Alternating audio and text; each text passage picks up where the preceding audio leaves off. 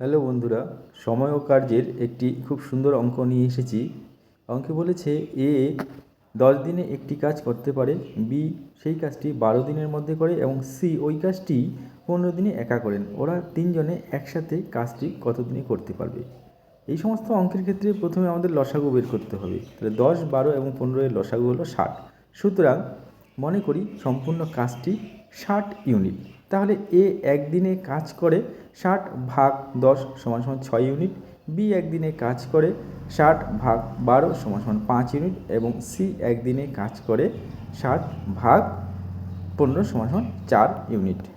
তাহলে এ, বি এবং সি একদিনে কাজ করে 6 যোগ 5 যোগ 4 সমান সমান 15 একক কাজ। সুতরাং 60 একক কাজ করতে এদের তিনজনের সময় লাগবে 60 ভাগ 15 সমান সমান 4 দিন। সুতরাং ওরা তিনজনে একসাথে 4 দিনে কাজটি শেষ করতে পারবে।